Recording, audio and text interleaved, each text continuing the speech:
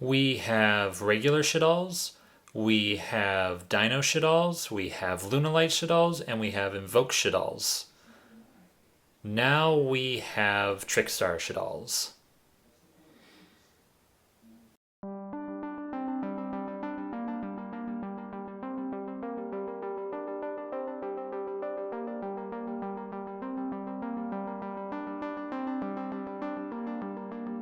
Hey everyone, thank you for tuning in to Team Rubin's YouTube page again. It is Andrew the Collector here from my quarantine isolation, bringing you another deck profile for an update on a Shaddoll deck. This time with Trickstars, one of my favorite decks, but unfortunately with only one light stage, pure Trickstars are kind of unplayable right now, so they're best used as an engine right now, and I thought it would be an idea to put them in Shaddolls. I actually saw this being play tested here and there recently, and it's a good substitute for the invoked engine because the invokes are pretty expensive right now, so the Trickstars are a good budget option if you want to go with different variations of Shaddolls, which are budget on their own by themselves. But for a little extra flair, might as well go with Trickstars, I guess. So anyway, let's get right into it. Alright guys, so the reason why this deck works so well is because the best Shaddoll monster is Construct. So the Trickstars are light monsters, so it's a good synergy that they have with them with Shaddoll Fusion. So let's just hop in right into the deck profile. So the first tech that you're going to have is obviously the Trickstar engine, which consists of 3 Candina, 3 Lycoris, and 1 Lilybell, and 1 of the Corbane. This is your basic Shaddoll engine. You guys should know what this card does, what these cards do by now. So if you want to change up the ratios, you can. There's room for any kind of variation that you would like to try, but if anything, you want to have at least this number of cards. You can add either of these to change up the ratios, but you typically want to have 3 Lycoris and 3 Candina. Now off to the Shaddoll monsters. We have 2 Shaddoll Beast, 2 Squamata, 2 Hedgehog, 2 Winda, 2 Ariel, 1 Dragon, and 1 Falco. This is my personal preference for the ratio, but you can change it up any way that you want as long as you have any number of these specific Shaddoll monsters. Beast is obviously the best one because it gives you your draw power. Squamata is your Foolish Burial, Hedgehog is your Searcher, Falco is your Recursion, and Wind is your Special Summon from the deck. Ariel helps control your opponent's cards, and Dragon is your back row removal. So it's up to you how you want to build the ratio, but typically these are the cards that you want to start out with. I just have this kind of ratio because I felt in playtesting that it worked the best. And then for hand traps, we have 2 of the big forehead. How does John say it? Big bathwater forehead baby, I think he calls it, or ash blossom. To me, it's probably the best hand trap in the game currently because there is a lot of searching right now.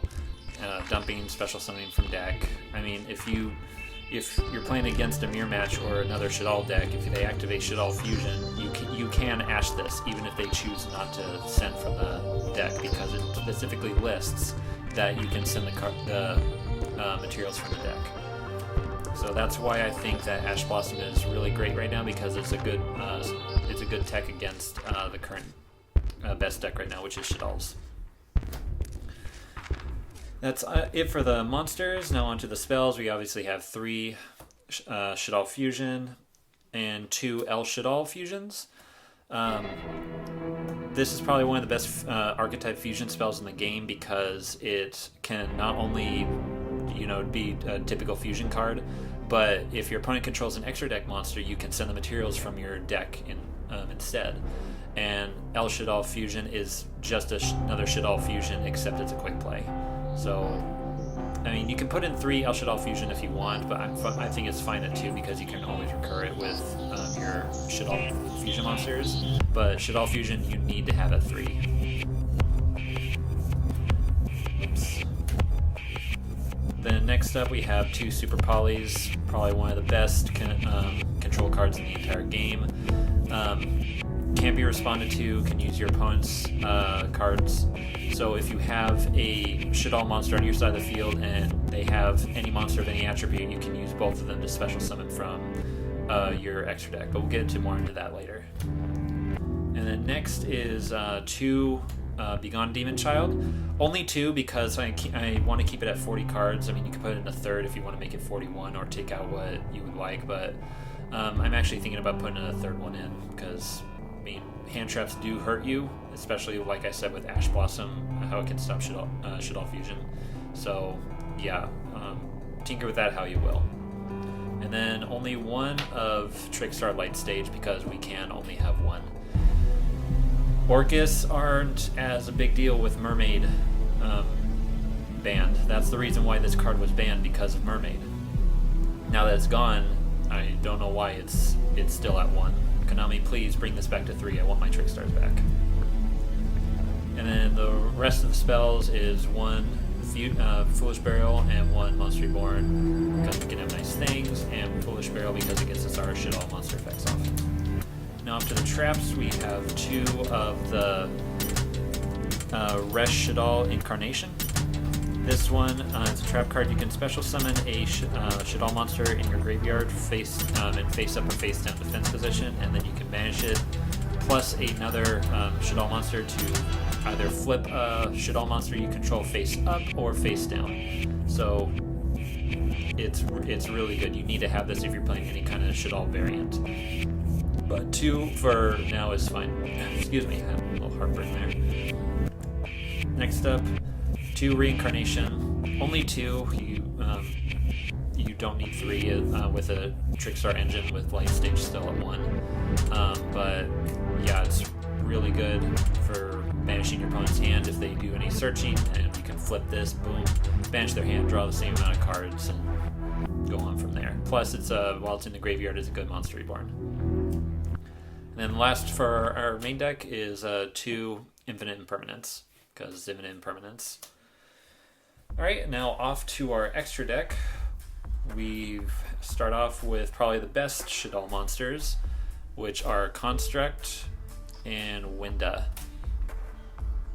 Winda is a good going first option because while she's face up, only once per turn, you and your opponent can only special summon monsters.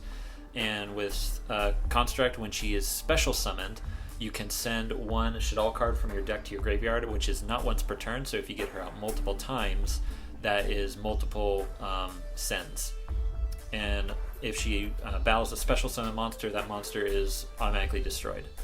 And the thing with all the Shaddoll fusion monsters, save for 1, I believe it's the new one, which I'll get to in a minute, if they are sent to the graveyard, you can recur a Shaddoll fusion, Shaddoll spell or trap card from your deck to your hand, which is good recursion for your spell cards. And like I said before, the types or the materials that are required are Shaddoll monsters plus 1 light or 1 dark, which it goes back to the super polymerization aspect, where it's good to use your opponent's monsters to get rid of any problematic monsters. Now off to the second best one, El Shaddoll Invoked. I can never pronounce his name. I apologize for that, but the only requirement is that it's 2 Shaddoll monsters with different attributes. When he is fusion summoned, he cannot be destroyed by battle, and if this card is special summoned, you can target 1 card on your opponent's side of the field and negate its effects permanently. And if it's sent to the graveyard, you can discard 1 Shaddoll card from your hand to the graveyard, and then no, you can add 1 Shaddoll card from your deck to the hand, and then discard 1 card. I apologize for that. So he's really good, especially if you're going up again in your match again with Super Poly. And again, for other Super Poly targets, I'm running the rest of the Shaddoll monsters. This may not be a popular opinion, especially with the Wind one, but I think that each of these have good aspects for different matchups. This one for Adamantias, Salamangrates, for the Mist Valley Apex Avian loop negation, and Mermail / Atlanteans or any water-based decks where they use Totally Awesome or anything like that. So I prefer to have these and not need them, or rather than need them and not have them. So I mean, you can change up the extra deck any way that you want, but this is the way that I choose to have it. And then obviously one Starving Venom, because it's probably one of the best fusion super poly targets, because it's just 2 dark monsters. And with Orcust on the rise, it could become very viable in the future. And I'm really, really sorry for this. These are proxies for Cross Sheep. I currently do not have my Cross Sheep on me because of our current situation, but run 2 Cross Sheep. It's a necessity in a Shaddoll build. Basically any build necessary. Now off to the side deck.